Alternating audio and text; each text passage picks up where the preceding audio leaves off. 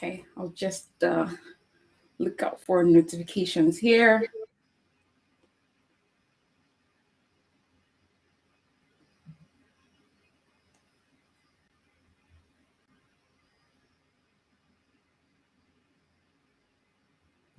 Okay, so let us know if you can see us or hear us. I'm here to get notifications that we're live, so I'm just waiting for that one.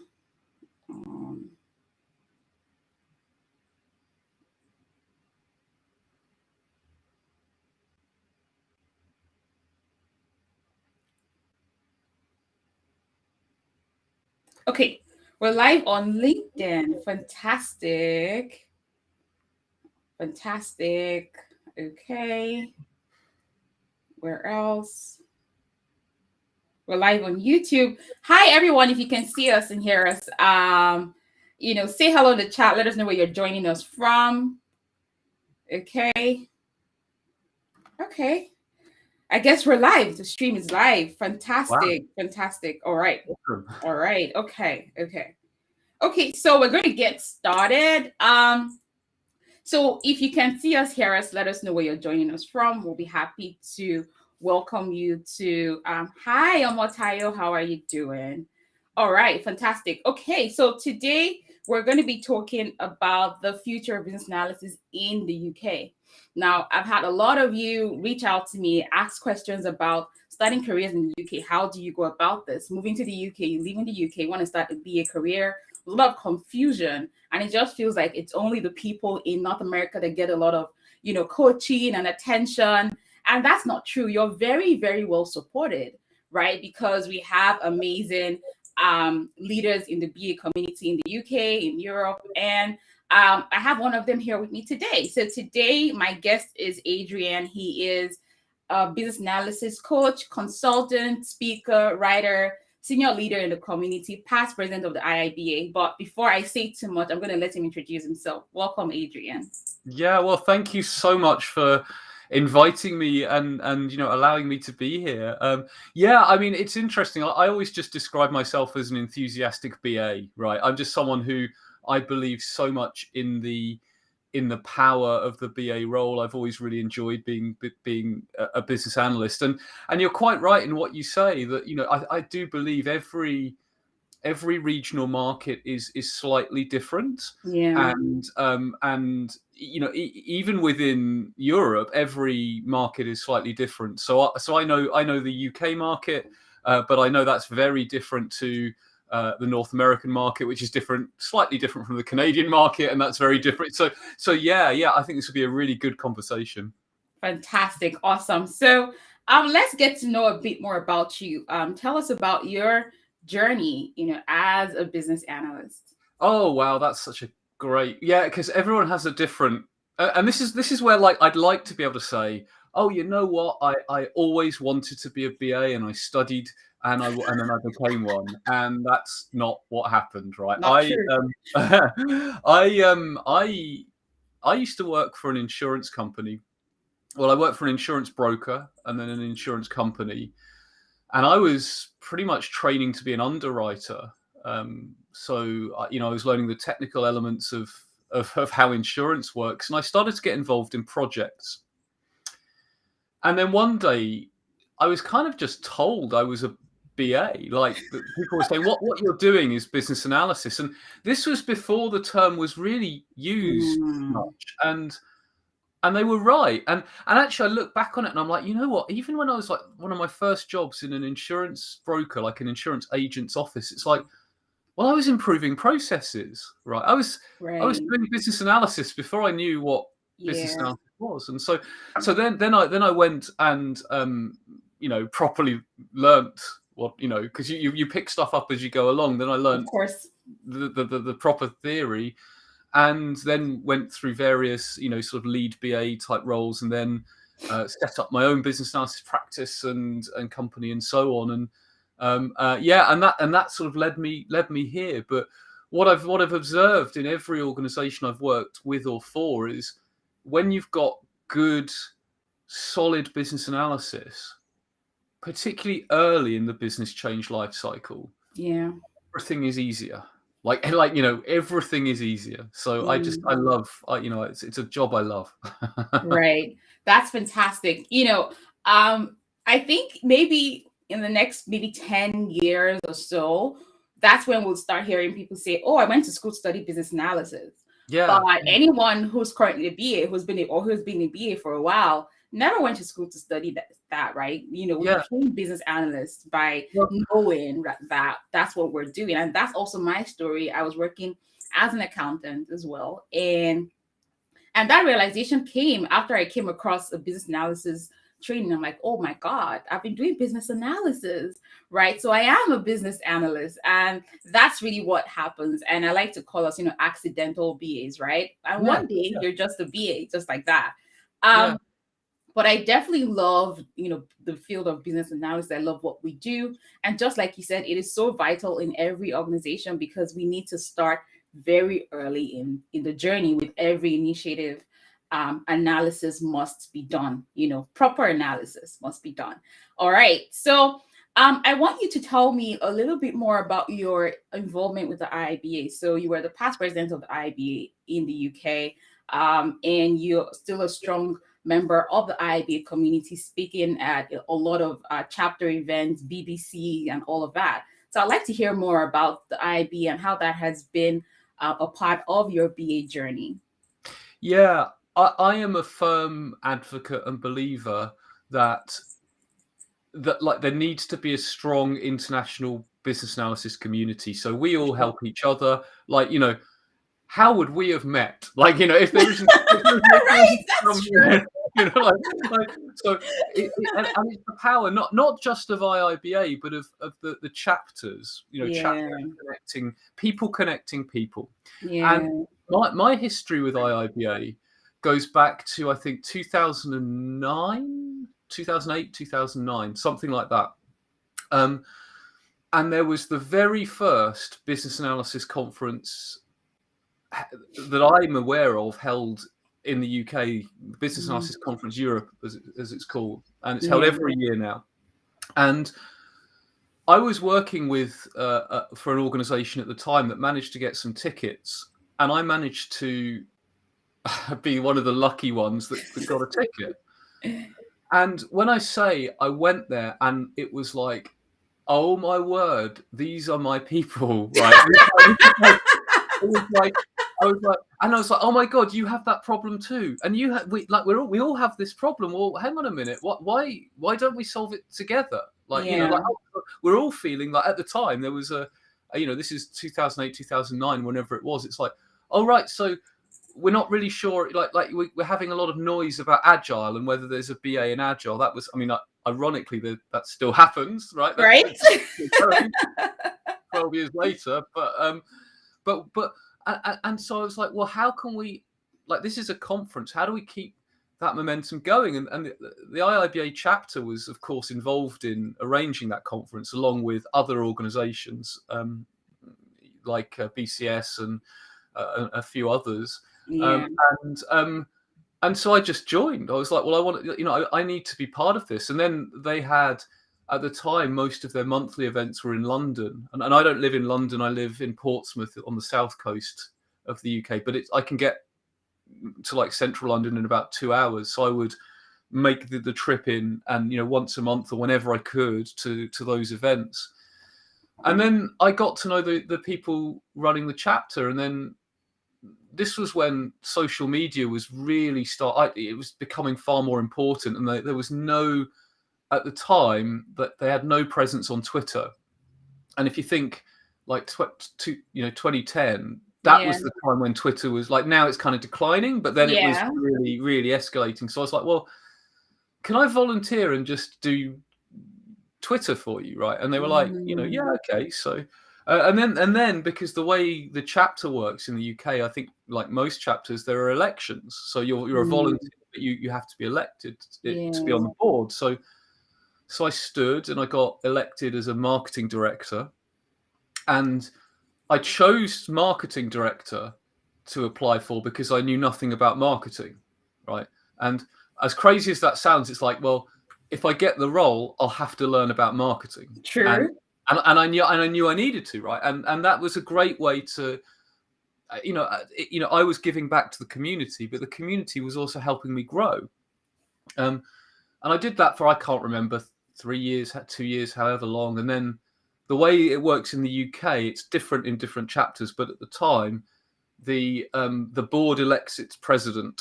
So when one president sort of retired, left, I put my name forward, Yeah. and those on the board supported that, which is good. And so all in all, if you include the volunteer as well as the board service, I was probably involved in some capacity for about 7 years. And the only reason I stood down was I decided to do a master's degree, and I had to kind of choose, like, I can't do both. And so, yeah, so, I mean, like, immediate takeaway or tip, anyone that wants to, like, really advance their career, I truly believe volunteering for IIBA chapters is a Exactly. fantastic way of doing that, because you Yeah. just get to meet so many people and do stuff that you just wouldn't get to do otherwise. Yeah. When you said that, how you volunteered, you went to this conference, you saw these people, you're like, these are my people. That's Yeah, exactly how you feel the first time you're in a gathering of BAs. You're like, these yeah, are my people. The yeah, conversations are so alike. We're different from different countries, different organizations, different industries, but the same experiences. And that's a, beautiful thing about being a part of that community. I yeah. also, got my head start in the IIBA through volunteering. And when I first moved to Canada, the first week of arriving in Canada, I joined the chapter, the Calgary chapter, and they were having an event. It was a mixer, and I went there. I think it was a Wednesday or a Thursday evening, and didn't know my way around the city. But I'm like, I have to meet these people. And I had an amazing time. I met with them. I'm like, okay, this is the right place to be. I'm like, can I become a volunteer? Can I start doing something? I can do anything.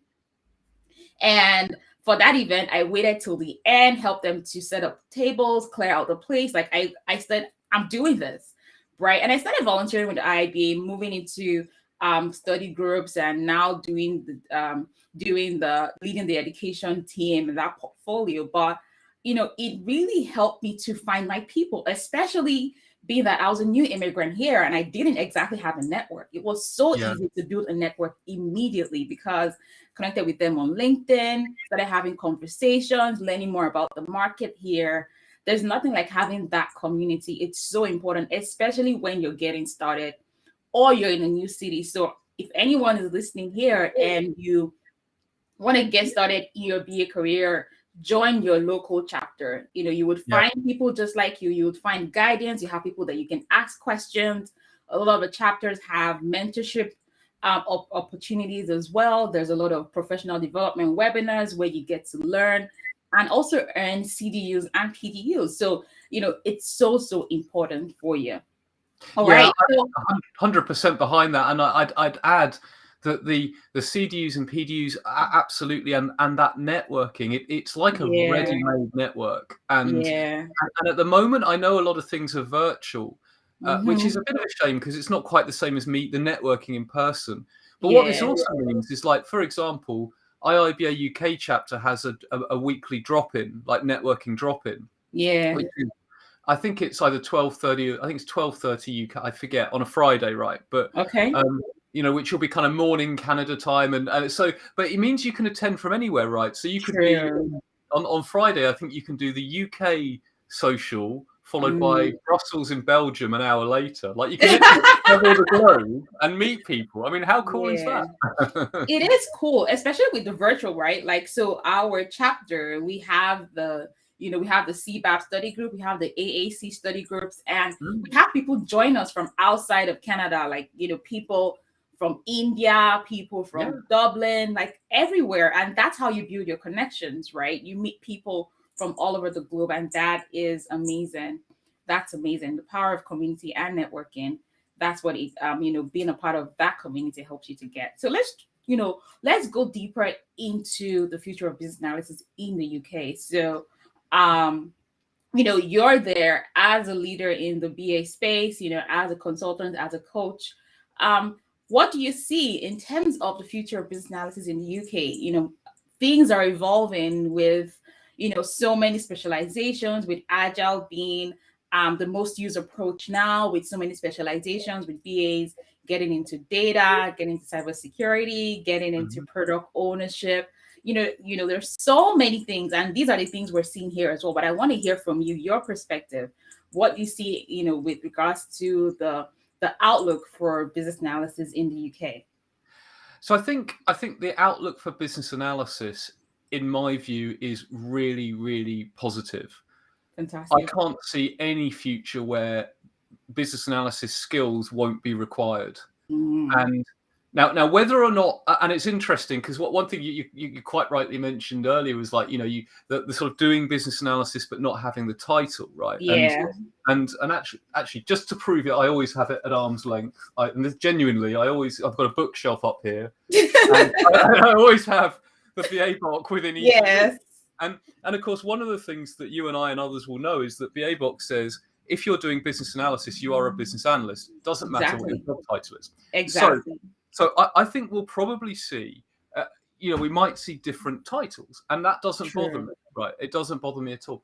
But I think that there's a real need for people with those core business analysis skills who can understand messy situations and help organizations see opportunities and threats, figure out what to do with them, identify the needs within the organization and the impact on external stakeholders, then of course specify that into something and deliver it. And you think about like there's a lot of talk about Agile, quite rightly. True.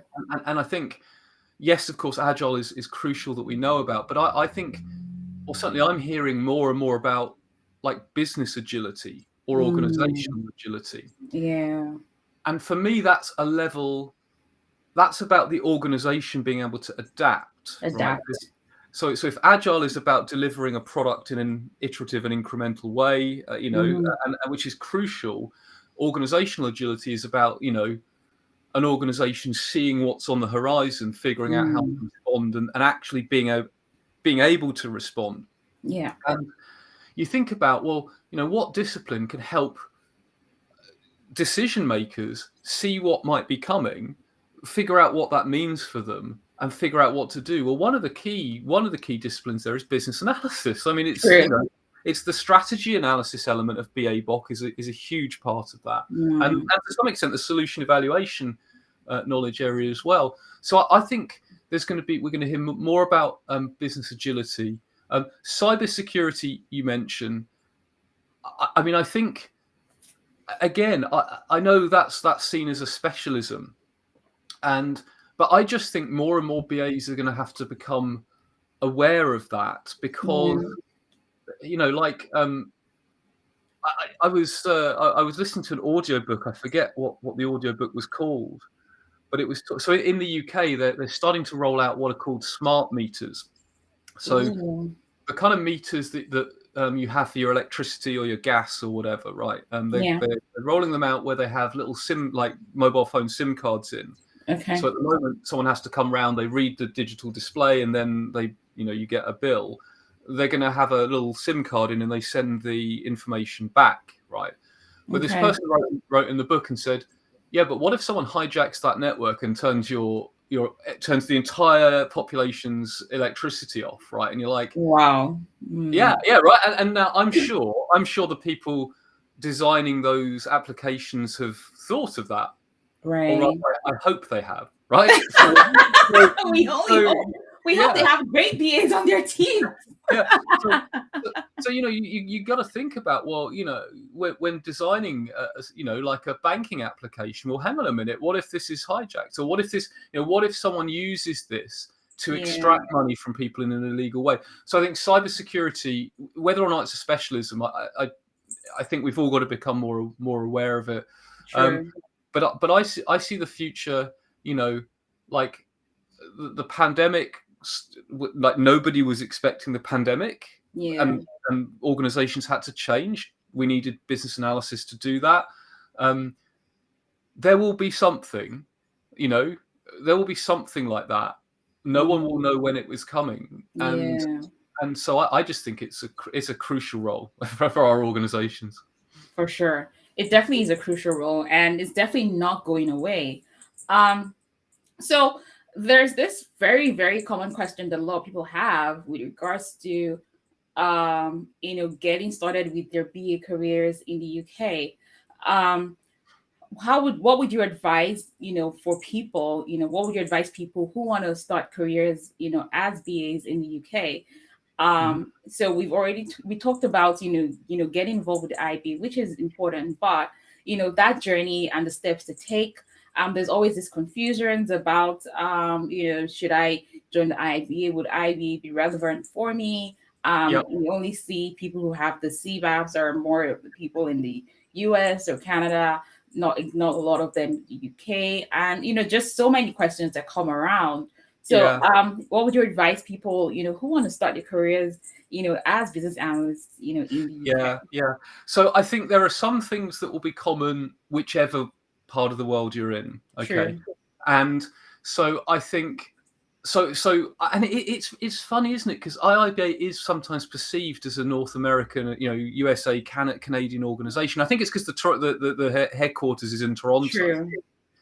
But actually, as far as I'm aware, I mean, I've not been on the chapter leadership for a while, but the UK chapter always used to be one of the biggest in the world. I mean, but that's largely because in the US they're often like cities rather than the UK is a country chapter with branches. So I mean, if you're in the UK, or if you were, say, arriving in the UK or planning to have a career in the in the UK, I would say join the UK chapter, and you can go to those virtual events. In fact, a lot of those virtual events are available to you as a non-member at the moment, right? Virtually as well. So so from a networking perspective, absolutely engage with IIBA and IIBA UK. Now, in terms of securing a BA role, one of the questions I get asked most often is, like, if someone's not a BA, they're like, well, how do I make that first jump? And there is a little bit of a weird thing in the UK market that even what might be called entry level BA roles, I hate that term, but like the first like a bit like it's still it plays down how important the role is. But often they'll say, you must have 2 years business analysis experience, and so people are thinking, well, I haven't got the experience, so I can't get the job. I can't get the job, so I can't get the experience. And but it comes back to that point that you might well be doing it just without the title. So what I always recommend is, look, go through your CV or resume and look at when you've done stuff that's business analysis related. And for example, I always remember I spoke to someone who worked in the ticket office of a railway station. And they said, they were telling me they wanted to be a BA, and they were saying they had no experience. And I was saying, well, okay, tell me what you do. And they were telling me what they were doing. And then they described how they improved a process within the ticket office. I was like, look, you might not have drawn that as a swim lane diagram, but you did process right? and you implemented it. And I was saying, so tell me about the customers. Are they ever awkward? And they were like, yeah, and I was like, okay, so you're actually sometimes having to understand their needs, and you're doing a bit of stakeholder analysis. It's a different type of stakeholder analysis, right? And one of the best stories I ever heard was a good friend and colleague of mine who I've known for years put me in touch with someone she'd recruited, and she'd recruited someone who was previously a paramedic. So he worked in ambulances, right? But he wanted to make a career shift. And she said she was so impressed in his interview because, like, you think about what does a person, paramedic in an emergency ambulance do? They arrive in a problematic situation. They've got to assess the situation, do a root cause analysis of what's happened here, right? Because a person's fallen over, you've got to find out why they've fallen over. Have they fainted? Are they epileptic? Whatever. And very quickly make some recommendations, and also whilst potentially managing very upset stakeholders who are around, and she said that he was describing that he had these transferable skills, and I think that's what I would focus on, is what skills do you have that are transferable. And that's where things like the BA-BOK or other business analysis standards are useful, because you can go, right, okay, I might not have done it on a project, but you know what? I've done stakeholder identification and analysis. I've never used BPMN, but I've done a quick swim lane diagram with some sticky notes and so on. So my first recommendation is always capitalize on previous experience. The question that people then ask is certification, right? That was my next question, because I'm like, that is where a lot of people are like, well, certification, because they don't, like, compared to here, where you would actually see an employer right there, mandatory CBAP, CCBA, right? AAC, you would see that here. I don't get to see a lot of that in the UK. So that's where a lot of people are like, do I really need to get certified? Or certification is important? So I'm hoping you can definitely walk us through that, because you have the CBAP, you have the AAC, and other certifications. Yeah. So this is where, rather unusually, the UK is a very different market in that there was a dominant certification before IIBA really had a foothold. True. So the CBAP, so I mean, I absolutely firmly support and believe in CBAP. I'm a CBAP myself. I think I've been I've been a CBAP for more than 10 years. I've kept it renewed. I'm AAC. I had planned to do the cybersecurity, but that life got in the way. But I will do the cybersecurity certification. But I also have the International Diploma in Business Analysis from BCS. Okay. Now, BCS used to stand for the British Computer Society. They rebranded as the Chartered Institute for IT, which I always think is interesting, because it's BCS, but it stands for anyway. It's a and although they're the kind of the joke is, like, I remember a good friend and colleague of mine said that BCS should stand for the British Change Society, right? Because it's not all about computers, but computers, right? But this diploma has been, I mean, it's been in place for a long time, and it is more. Currently, it's probably recognised by more UK employers than CBAP. And the way that it works is, there are. So whereas, of course, with the CBAP or say CCBA, you need to have experience and some, continuing professional or professional development units, and then you sit the, you then sort of sit the multiple choice exam and so on. It's a slightly different format in that there are 4. You need to essentially sit 4 written exams, and once you've sat those 4 written exams, you can then take an oral exam where you're you go face to face with an oral examiner who will ask you questions across the whole syllabus, and then if you pass that, then you get your international certificate in business analysis, or international diploma in business analysis.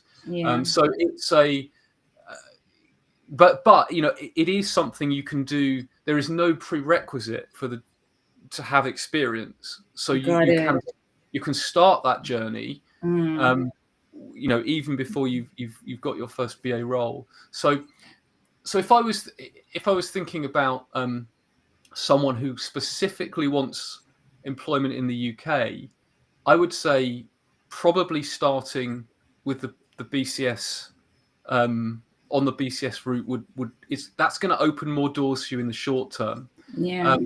However, I'm a real believer in the IIBA certs. So it's actually, like, you can actually, and there's more details on the BCS website. There's an exemption for some of the modules if you've got the CBAP. So that's interesting. Yeah. So one way you can do it is actually to use your CBAP to get some credit towards the diploma. So they're not mutually exclusive, and I believe they actually sit very nicely together. And if you're looking at a more global audience, then, and particularly if you're looking North America, then CBAP is going to be, CBAP's going to be the one that's going to open doors. But if you're specifically looking at UK, I would say perhaps focus on at least part of the BCS route first. See if you can blend it with the CBAP. And even if you like, because my route was I got the BCS diploma and then I got CBAP. So they can coexist really nicely together. True. Okay. So I really like how you've explained it, because to be honest, I never knew what the process was like. I never knew the prerequisites. But now you've explained it, it's so easy for anyone to understand that I could even have both, right? If I can't have the CBAP because I don't have the years of experience, right? You can do the ECBA, which is 0 to 1 year of experience. You can take the CCBA, which is 2 to 3 years of experience, or you can go ahead to go through the BCS routes as well. Take the exams, do the oral exam, and then become certified. Now, let's talk about certification in general. Are they really recognized by employers in the UK compared to the way it is here? Yes, I think there are a few. I mean, I do see employers that will. So for some, it will be mandatory, right? It will be a screening criteria. Yeah. You see others where it's not mandatory, but it's going to give you the edge, so it's a desirable. So the way that a lot of employers will do things here in the UK is on the specification, it will have like something is either essential, and if you haven't got that, you won't even get past the SIFT, or it's desirable, and if you've got that, you're going to get, you'll get past the SIFT, and you'll probably be towards the top of the pile. Now, when I got my CBAP, now the interesting thing is, although the BCS certificates are perhaps the most common here, when I did my CBAP, the practice manager, I was working for a financial services firm at the time, and he saw how much effort we formed a study group in the company.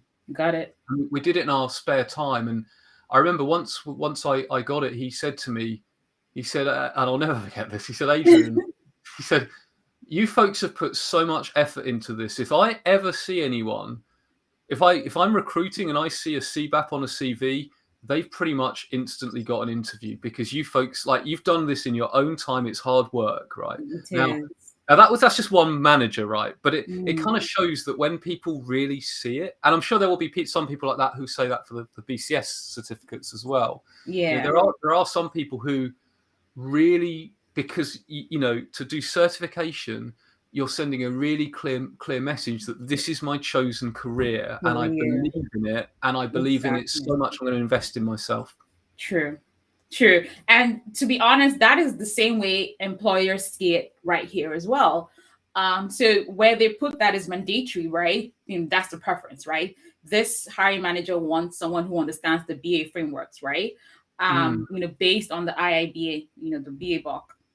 However, even if it wasn't, mandatory for that role, it just goes to show that this person is serious about this career path, believes in the frameworks, and decided to be certified through this standard, right? For me, right, what I have seen is that a hiring manager would definitely consider someone who has the certification over someone who doesn't, because it just goes a long way to show your commitment to the field. It also shows that you really understand the global, standards. This is it, and I think that's such a 100%. And I think the other thing certification or any kind of study does is it gives us a common language, right? Because I can say to you, I don't know, concept model, right? And you and I might not have the exactly same idea of what a concept model is, but we could at least go and look at BA book together and say, okay, well, now we know. Or if I say, a data model, we've got a shared understanding of what we mean. True. And so it's so important from that perspective as well. The language, sort of common language element. Yeah, and the confidence as well. You're just really knowing your stuff, right? Like I tell a lot of my students, I'm like, the BA book has 50 techniques. You're never really going to use all of them, but just knowing that, I can use this technique if I have to, right? If I'm working on a data project, there are techniques I can use on a data project. There are techniques I can use from the agile extension in an agile project. That gives you that confidence that be I'll never be in a deficit of the tools to use and the Yeah. techniques to use at work. And I would always be able to satisfy my stakeholders by doing proper analysis, using the right tools, using the right techniques. And with the IIBA, there's a knowledge base, there's the digital books, there's the libraries, there's so much information and data available to you as a business analyst, right? The Yeah. knowledge hub and all of that you can never run out of the information you need. And then there's the communities as well. So Yeah. that's the amazing part. Yeah, and the library. I mean, the library is a huge part of huge benefit of IIBA membership. Of course, there's the BA book, and that's important, and the Agile extension. They're crucial. But actually, there's so many books in that library. 12,000 plus, like that's a lot. Yeah, and you know what? I use it because sometimes you kind of think, okay, I just need a quick reminder of, I don't know, a particular symbol in a particular notation or whatever. So I just use the library to check, and that, when you combine it with the local chapter, right, being a member of a local chapter, so you've got that peer-to-peer support, you've got perhaps study groups in an area. And, like the UK chapter has study groups. I'm not sure whether they're running right now, but they have study groups for various IIBA certifications. You've got that mutual support. You've got that ready-made network to tap into. Yeah, for sure. So we have a question from Ife Girl. She says, if you don't have the CBAP BCS, which would you recommend getting started with the UK market as a new career path? So Ife, I don't know if you just joined us, but we talked extensively about that, but I could just let Adrian quickly, answer that question. Yeah, absolutely. So I would say if you're focusing purely on the UK market, then I would start with BCS. But if you have the experience, if you have the 7,500 hours of experience to do CBAP, as I say, there is a route where you can combine the two. The BCS have an exemption for CBAP holders on certain modules. So, but like I would say, do a BCS module because that's probably the one that's going to open the door initially. But then you can combine it with the BCS. But BCS is probably the best known at the moment. But who knows what will happen in future, right? Because IIBA is growing all the time. Yeah, that's true. And I guess you joined us later, but also something that Adrian said was really tapping into your experience, right? A lot of times, we feel like, oh, I need to have that title of business analyst before I can work as a BA, and that is not true. So tapping into your experience, leveraging the experience you have, looking at what you've done, and extracting the BA activities we've carried out and putting that on your resume and showcasing that and explaining that to the hiring manager can also definitely get you in there. While, of course, equipping yourself, your toolkit with the right certifications, studying, learning, joining the IIBA. So I have a question for you, Adrian. What do you love most about being a business analyst? I know you're so passionate about this career path. So I know this is not such an easy question, but what do you love most about, being a business analyst? I think it's arriving in a situation where everything's cloudy and working with people. And after a period of time, there's clarity. Right. But everyone, you start and everyone's appears to be agreeing, but you're like, I don't think you're not speaking the same language. Like, you're agreeing on the surface, but you've got different mental models on what's happening here. And that's it. Like, as an analyst, you get very attuned analysis antenna that sort of twitches and goes, "Oops, there's some conflict there." And I love that, and I love it when like one of the things which it's not really possible at the moment because of there aren't many real world things happening. But like I used to love. I would sometimes facilitate workshops, in-person workshops, and afterwards people would say, "Wow, I really enjoyed that." Like, it's like that didn't feel like work. Didn't feel like work, right? Yeah. And there's that whole, work can be fun, right? Work can be fun. And so I think for me, I mean, the particular part of business analysis that brings me the most joy is the strategy analysis, the making sure we're solving the right Exactly. problem type of thing. Yeah. And yeah, I love that. I really, because a small amount of effort can have such a huge impact downstream.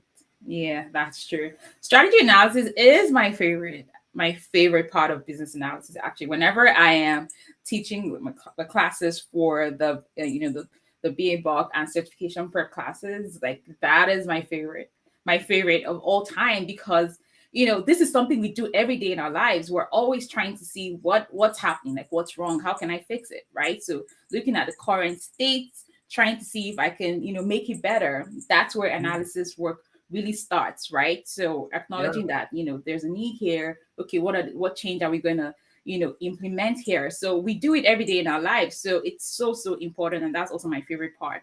Now I was going to ask you the next question, which is what are your favorite techniques? You're such a master at doing mind mapping. Like I see what you do every time, every conference, every webinar, you come up with these beautiful mind maps. I'm like, how does he do it? Like, I'm just here taking notes, but he's like doing this whole beautiful thing.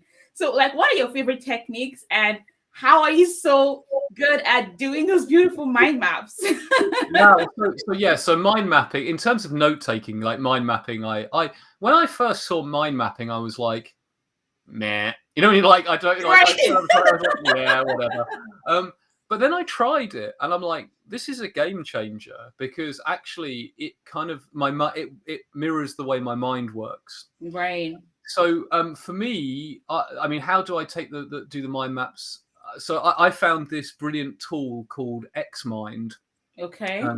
And Xmind, I have it on my tablet device, and I can literally be in, say, a presentation, and I can be taking a mind map, and once the presenters finish speaking, I can share it straight to LinkedIn or Twitter. I mean, it's that good.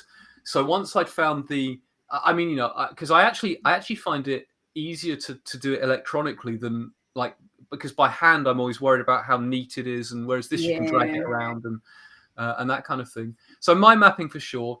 I mean, other techniques, there are so many. One that I use a lot is the problem statement.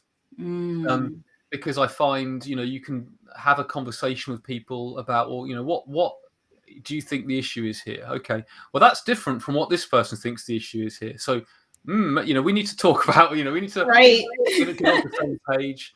I mean, I know some people consider them a little bit old-fashioned, but I think use cases have a huge place to play in certain situations.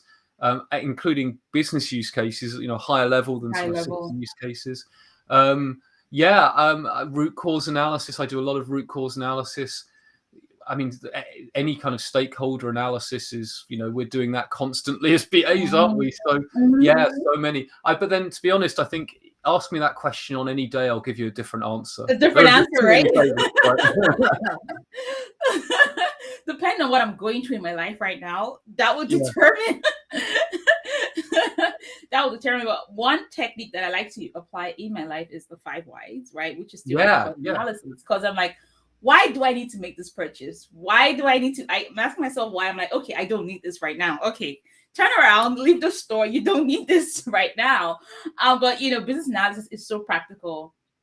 We do it every day in our lives. We're making changes, right? We have needs. We're working with family members. Our spouses, our children. There are stakeholders in our lives as well. We're planning a vacation. Why do we need to go on this vacation? Where are we going to? What are the things we need to put in place to get there? Flights, tickets, hotel, ground travel, all of that, right? Entertainment, food.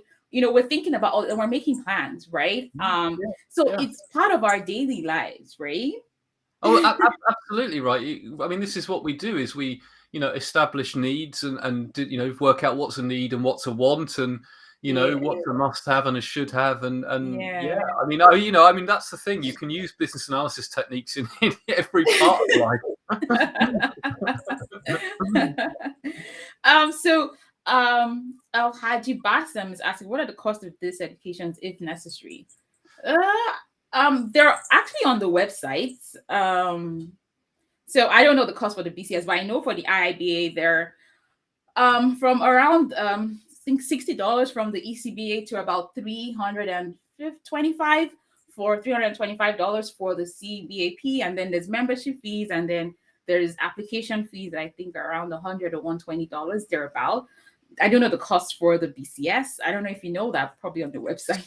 So yeah, so I mean, it depends whether you self-study or whether you go through a training provider. There are different routes, but Yeah. the BTS website will have the information on those. But I don't know I don't know the exam fees off the top of my head. But quite often, if you book a training course through a provider, they'll include the examination fees in there.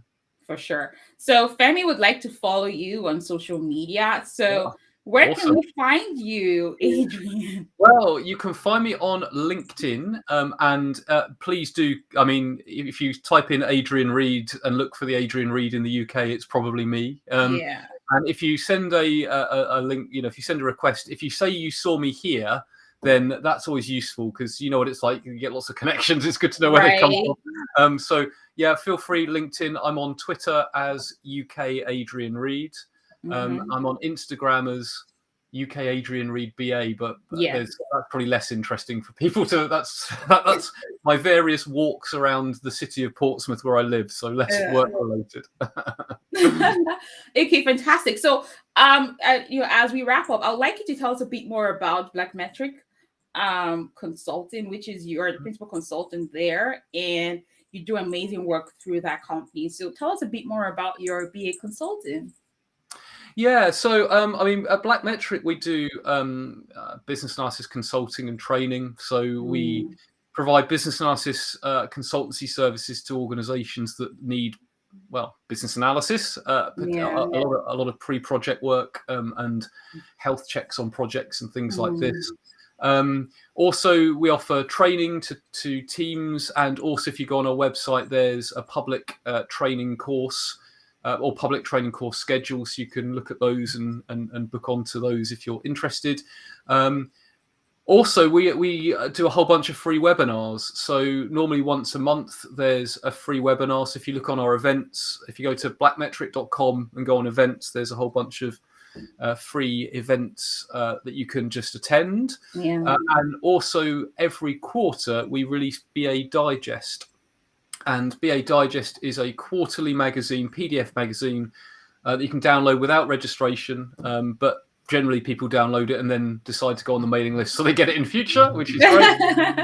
So, and it's generally about 72 pages long of business analysis content. So it's a free gift to the BA community.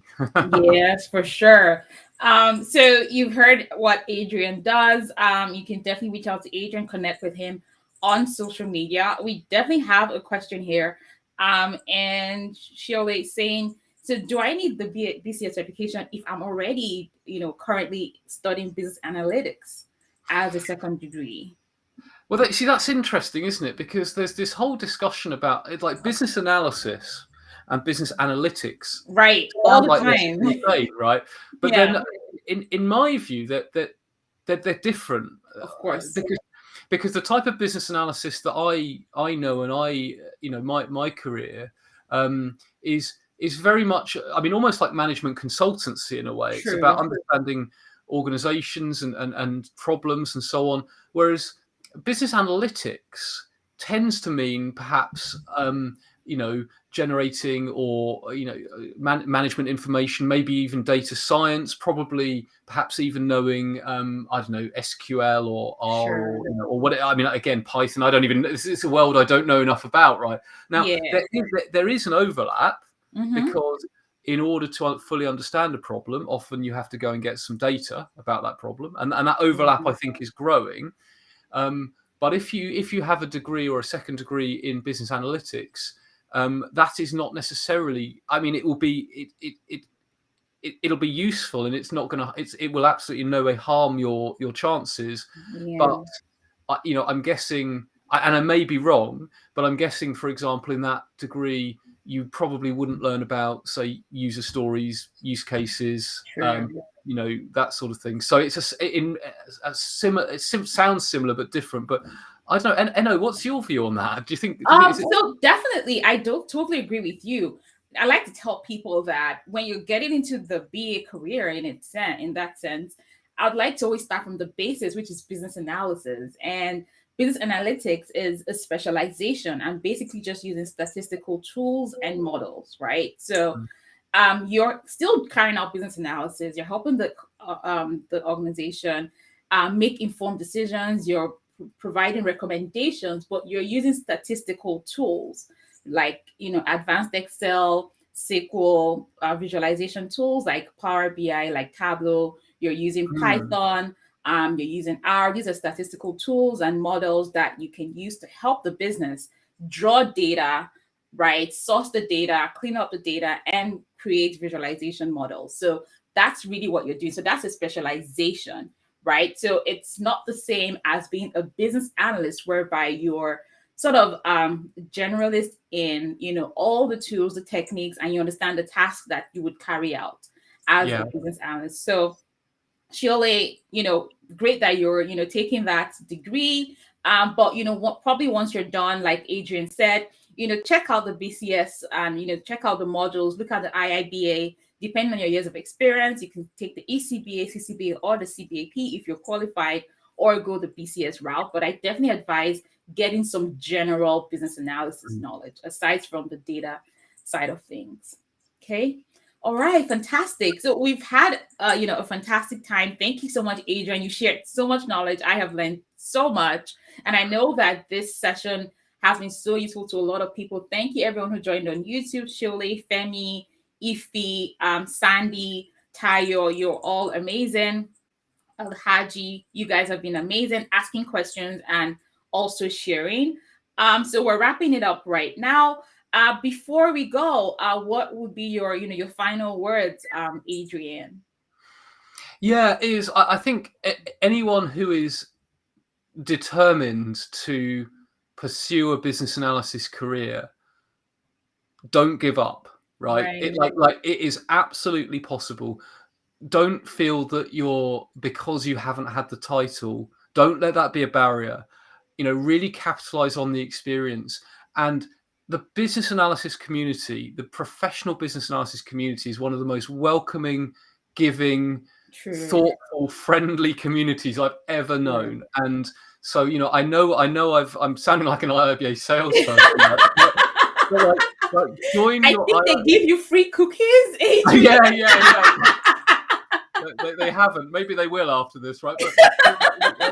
But join your IIBA chapter. Like or even if you're not ready to join, go and join a virtual event and engage with the community. I mean, if you're watching this video, you're already engaging with the community. Exactly. But go and speak to some people, and make the most of it, because there are so many people who believe in this profession so much. Basically we grow as a community together. So even if you're new, even if you've not got your first role yet, you are still part of this community, and make the most of it, because it's a great community. Fantastic. Thank you so much. So everybody in the chat sends their thanks. Shirley says thank you very much. Femi says thank you.